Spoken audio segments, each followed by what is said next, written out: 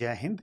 In this lecture, we will learn how we can design state diagram and state table by using given statement. We have given this question. Draw the state diagram and state table of two input, two output synchronous sequential circuit, which examines the input sequence in non-overlapping strings of 3 input each and produces a one output coincident with the last input of the string if and only if the string consists of either 2 or 3 1. For example, if the input sequence is this one, the required output sequence is this one. In this question, we have to design state diagram and state table for 2 input, 2 output synchronous sequential circuit. And this is a block diagram. There is single input. There are two possible combination, logic 0 and logic 1. In the same way, there is single output and output can be logic 0 and logic 1. That is the reason it is known as 2 input 2 output synchronous sequential circuit. अब इस circuit में क्या होगा, at a time bit wise bit data circuit में enter करेगा, पहले ये bit enter करेगी फिर ये करेगी, इसी तरह से प्रोसेस आगे चल।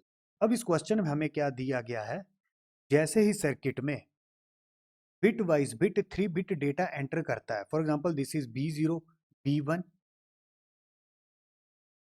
आप देख सकते हो the circuit examines the input sequence in non overlapping strings of 3 input each. मतलब सर्किट में जैसे ही 3 बिट डेटा एंटर करेगा, अगर 3 बिट्स में लॉजिक 1 2 टाइम्स या 3 टाइम्स आता है तो सर्किट आउटपुट 1 जनरेट करेगा, नहीं तो सर्किट आउटपुट 0 जनरेट करेगा। आप देख सकते हो and produces A one output coincident with the last input of strings if and only if the string consists of either 2 or 3 ones। मतलब ये सर्किट डिसीजन कब लेगा, जब इसमें 3 बिट डेटा एंटर करेगा। अगर उस 3 बिट डेटा में लॉजिक 1 2 टाइम्स या 3 टाइम्स आता है तो आउटपुट 1 मिलेगी, नहीं तो आउटपुट 0 मिलेगी।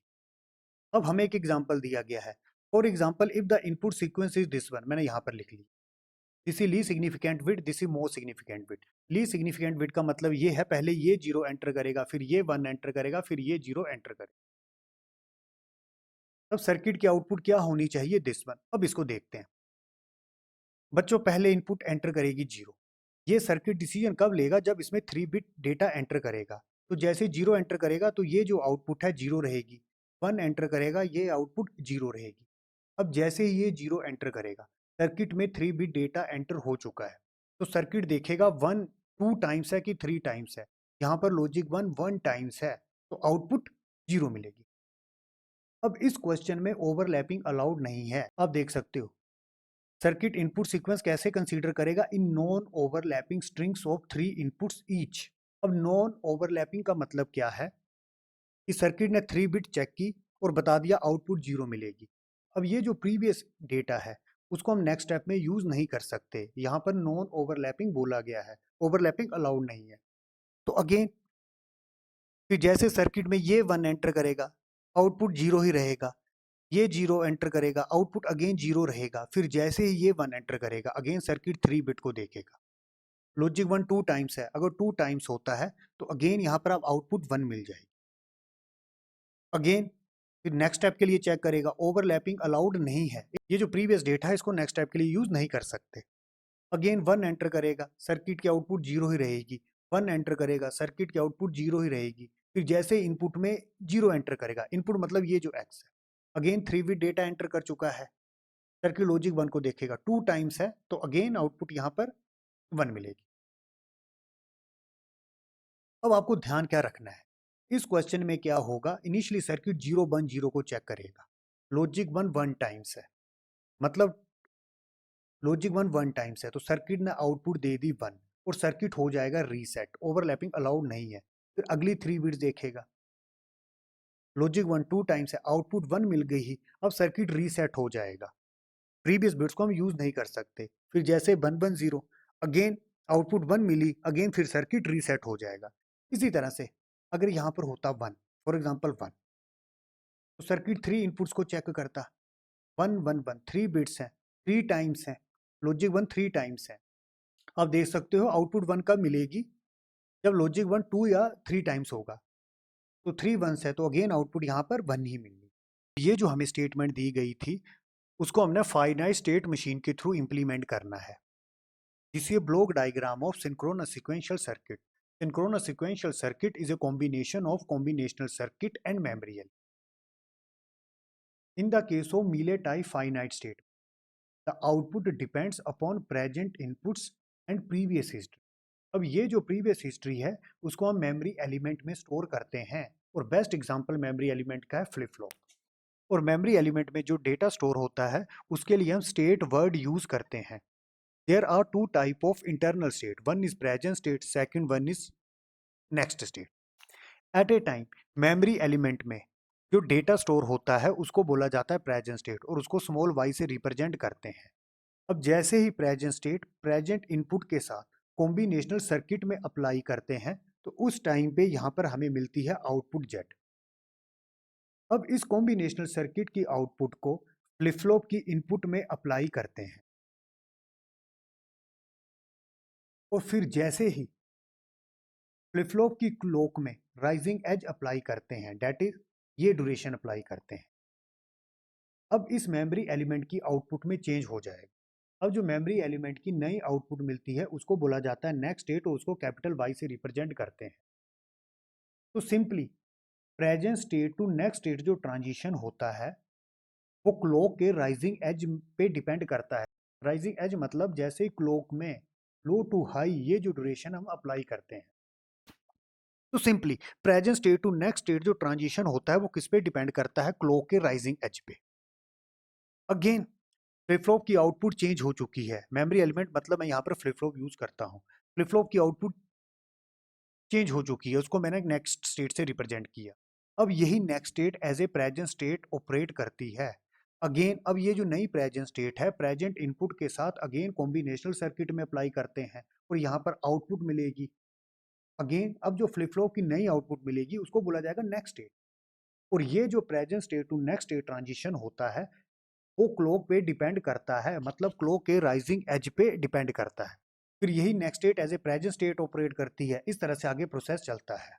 अब इस क्वेश्चन में क्या दिया हुआ था, जैसे इस सर्किट में bit wise bit 3 bits enter करती हैं तो सर्किट लॉजिक 1 को काउंट करेगा। अगर लॉजिक 1 2 टाइम्स या 3 टाइम्स आता है तो आउटपुट 1 मिलेगा, रेस्ट केस में आउटपुट 0 मिलेगा। तो सिंपली यहाँ पर कंडीशन दी गई है, पहले सर्किट में 3 बिट्स एंटर करेंगी, फिर सर्किट डिसीजन देगा कि आउटपुट 1 देना है कि आउटपुट 0 देना है। तो बच्चों यहाँ पर 3 बिट्स डेटा मैंने लिख लिया और सारे के सारे पॉसिबल कॉम्बिनेशन लिख लिए हैं जिस केस में आउटपुट 1 जनरेट हो जाएगी। आउटपुट 1 जनरेट कब होगी, जब तीनों की तीनों बिट्स लॉजिक 1 होगी, या फिर सेकंड थर्ड बिट लॉजिक 1 होगी, या फिर फर्स्ट और थर्ड बिट लॉजिक 1 होगी, या फिर फर्स्ट और सेकंड बिट लॉजिक 1 होगी। तो इस क्वेश्चन में ओवरलैपिंग अलाउड नहीं है। जैसे ही आउटपुट 1 मिलेगी सर्किट रीसेट हो जाएगा, मतलब इनिशियल स्टार्टिंग स्टेट में चला जाएगा। अब स्टेट डायग्राम बनाते हैं।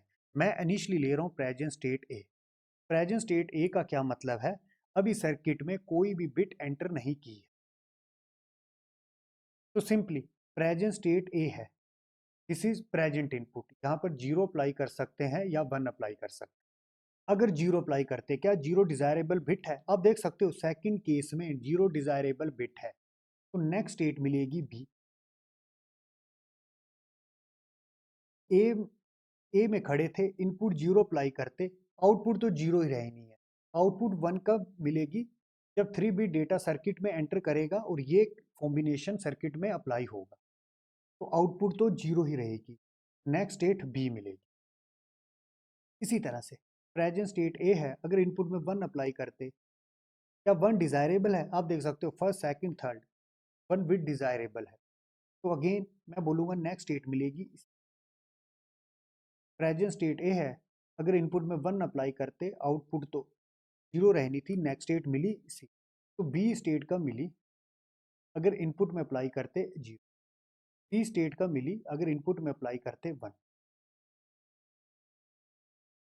अब होता क्या एक्चुअल में, जैसे प्रेजेंट स्टेट ए है, इनपुट में अप्लाई किया 0, अब ये है कॉम्बिनेशनल सर्किट।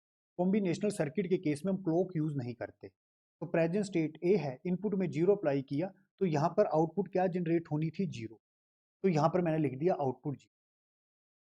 और नेक्स्ट स्टेट क्या मिलनी थी, बी। पर ये जो present state to next state transition होगा ये कब होगा, जब मेमोरी एलिमेंट की क्लॉक में हम राइजिंग एज अप्लाई करेंगे। तो मैं क्या बोल सकता हूँ, ये नेक्स्ट स्टेट कब मिलती है, आफ्टर अप्लाइंग क्लॉक हमें ये नेक्स्ट स्टेट मिलती है। ये आउटपुट हमें कब मिलती है, क्लॉक अप्लाई करने से पहले ये आउटपुट मिल जाती है। आउटपुट आउटपुट किस पे डिपेंड करती है, present input and present state. और यहाँ पर कॉम्बिनेशनल सर्किट यूज करते हैं, तो कॉम्बिनेशनल सर्किट के केस में कोई क्लॉक यूज नहीं करते। तो सिंपली ये जो आउटपुट है बिफोर अप्लाइंग क्लॉक हमें मिल जाती है, पर जो मेमोरी एलिमेंट में आउटपुट में चेंज होगा जिसको नेक्स्ट स्टेट बोलते हैं, वो कब मिलती है, जब हम क्लॉक अप्लाई करते हैं। इसी तरह से प्रेजेंट स्टेट है बी, मैं यहाँ पर चेक करूंगा प्रेजेंट स्टेट बी में कब पहुंचते, अगर इनपुट में जीरो अप्लाई कर, एक्स में जीरो अप्लाई कर सकते हैं या एक्स में वन अप्लाई। अगर प्रेजेंट इनपुट जीरो अप्लाई करते, क्या ये जीरो जीरो डिजायर कॉम्बिनेशन है? अगर मैं इन 4 कॉम्बिनेशन को चेक करता हूं कहीं भी जीरो जीरो नहीं। पर इस क्वेश्चन में क्या बोला गया है, ये सर्किट डिसीजन कब देगा कि आउटपुट 1 जनरेट करना है, जब तक इसमें 3 बिट डेटा एंटर नहीं करता। No doubt zero zero desirable नहीं है, पर यहाँ पर कंडीशन दी गई है जब तक 3 बिट डेटा एंटर नहीं करता सर्किट डिसीजन नहीं ले सकता। सिंपली बी में खड़े थे, अगर जीरो अप्लाई करते सीक्वेंस बननी थी जीरो।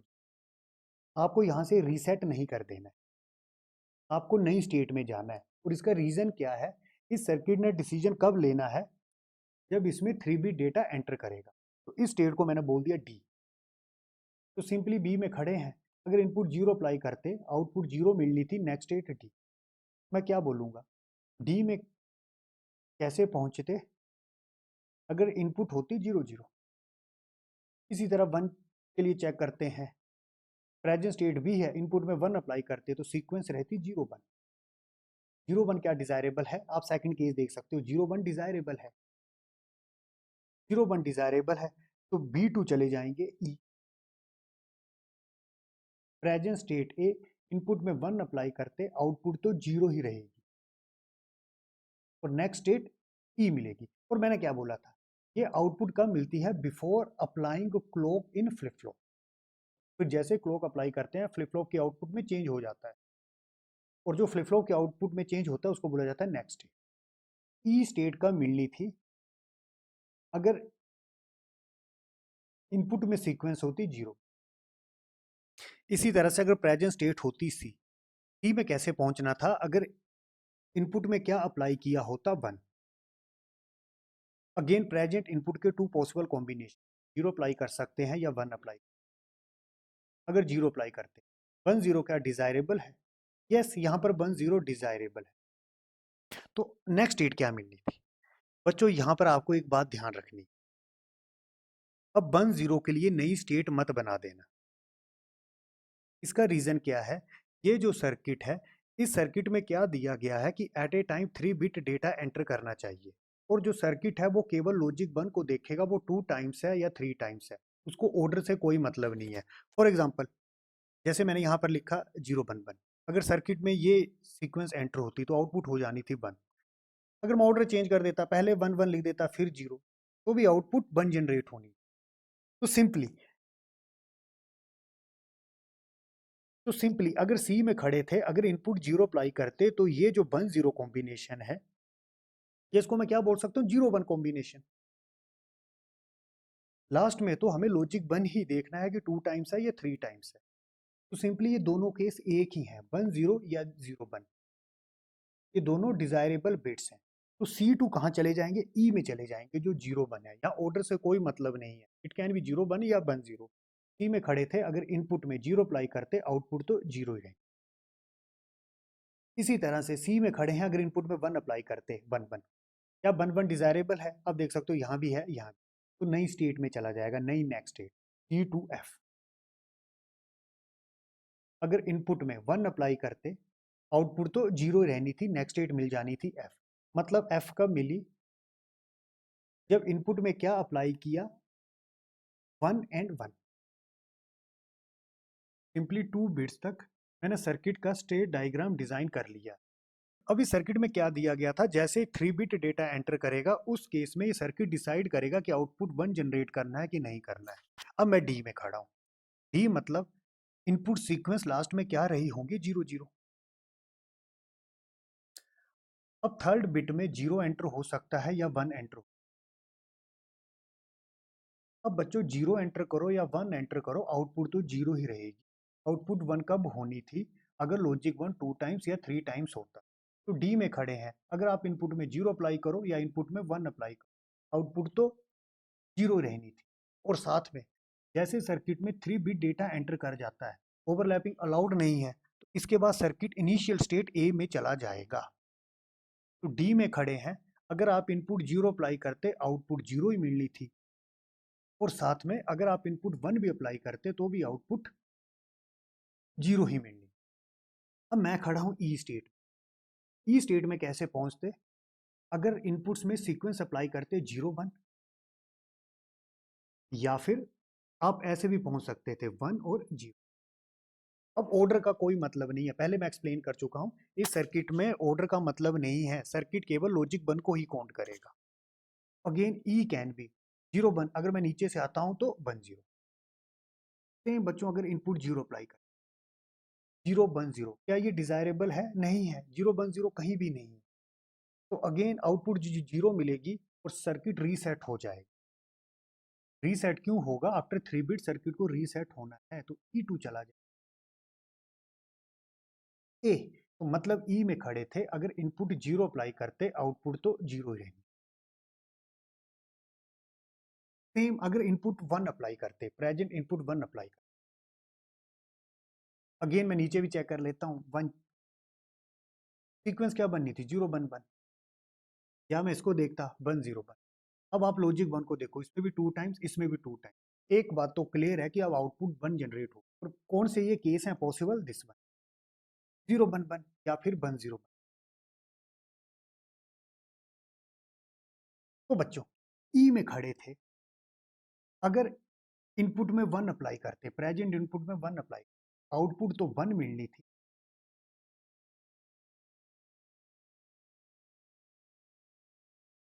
पर नेक्स्ट स्टेट ए मिलनी। तो सिंपली ई में खड़े हैं, अगर इनपुट में 1 अप्लाई करते आउटपुट तो मिलेगी 1, यहां तो मैंने लिख दिया 1, और नेक्स्ट स्टेट ए। या सिंपली आप यहां भी लिख सकते हो, जैसे ई में खड़े थे, इनपुट 0 के लिए चेक किया, आउटपुट 0, नेक्स्ट स्टेट ए। इसलिए अगर इनपुट में 1 अप्लाई करते, नेक्स्ट स्टेट तो ए ही मिलनी थी, और आउटपुट क्या हो जानी थी, 1। आपको अलग से लाइन ड्रॉ करने की जरूरत नहीं, तो इसको मैं रब कर रहा हूं। इसी तरह से बच्चों एफ के लिए चेक करते हैं, एफ में कैसे पहुंच, अगर इनपुट सीक्वेंस क्या रही होती, 1 1 1, या 0 अप्लाई करते या फिर 1 अप्लाई। एफ में खड़े हैं, प्रेजेंट इनपुट 0 अप्लाई कर सकते थे या 1 अप्लाई कर सकते, अगर 0 अप्लाई करते तो बनना था 1 1 0, अगर 1 अप्लाई करते तो बनना था 1 1। अब ये दोनों डिजायर्ड सीक्वेंस, यहाँ पर लॉजिक 1 2 टाइम्स आता है, यहाँ पर लॉजिक 1 3 टाइम्स आता है, तो आउटपुट 1 मिलेगी। मतलब ये भी केस कवर हो गया, तो ये भी केस कवर हो गया। तो सिंपली प्रेजेंट स्टेट एफ है, इनपुट 0 अप्लाई करो या इनपुट 1 अप्लाई करो, आउटपुट तो 1 ही मिलेगी, और नेक्स्ट स्टेट ए मिलेगी। नेक्स्ट स्टेट ए क्यों मिली, आफ्टर 3 बिट सर्किट रीसेट हो जाए, ओवरलैपिंग अलाउड नहीं है। तो सिंपली एफ में खड़े थे, अगर इनपुट 0 अप्लाई करता तो भी आउटपुट 1 मिलनी थी, या फिर इनपुट 1 अप्लाई करता तो भी आउटपुट 1 मिलनी थी। And this is state diagram, with the help of state diagram we can write state table. Already मैं वैल्यू लिख चुका हूँ। इस क्वेश्चन में टोटल इंटरनल स्टेट्स थी 6 1 2 3 4 5। तो यहाँ पर मैंने लिखा present states at a time, जो फ्लिप फ्लॉप में डेटा स्टोर होता है उसको बोला जाता है प्रेजेंट स्टेट। 6 प्रेजेंट स्टेट यहाँ पर लिख ली, and this is next state, and this is output. Single input है, इनपुट में अगर 0 अप्लाई करते या फिर 1 अप्लाई करते, नेक्स्ट स्टेट और जो आउटपुट मिलेगी उसकी वैल्यू मैंने यहाँ पर लिखी। फॉर एग्जाम्पल प्रेजेंट स्टेट है ए, इनपुट में 0 अप्लाई करते, नेक्स्ट स्टेट बी मिली, output 0, next state B, output 0। इसी तरह से अगर इनपुट में 1 अप्लाई करते, next state C, output 0, next state C, output, present state है B, that is this one. Input में 0 अप्लाई करते, नेक्स्ट स्टेट मिली D, output 0, next state D, output 0। अगर इनपुट में 1 अप्लाई करते तो नेक्स्ट स्टेट ई, आउटपुट 0। इसी तरह से बाकी ये वैल्यू आप लिख लोगे, मैं डी को बता देता हूँ, प्रेजेंट स्टेट है डी। आप इनपुट 0 अप्लाई करो या फिर 1 अप्लाई करो, आउटपुट दोनों के केस में 0 ही रहेगी, पर नेक्स्ट स्टेट ए मिलेगी। आप देख सकते हो इनपुट में 0 अप्लाई करो, इनपुट में 1 अप्लाई करो, नेक्स्ट स्टेट सेम और आउटपुट दोनों में 0। इसी तरह से एफ में क्या होता था, आप इनपुट में 0 अप्लाई करो या इनपुट में 1 अप्लाई करो, नेक्स्ट स्टेट ए रहनी थी और दोनों के केस में आउटपुट 1 मिलनी। आप इनपुट में 0 अप्लाई करो या इनपुट में 1 अप्लाई करो, नेक्स्ट स्टेट दोनों में ए है और आउटपुट 1। आप देख सकते हो आउटपुट दोनों के केस में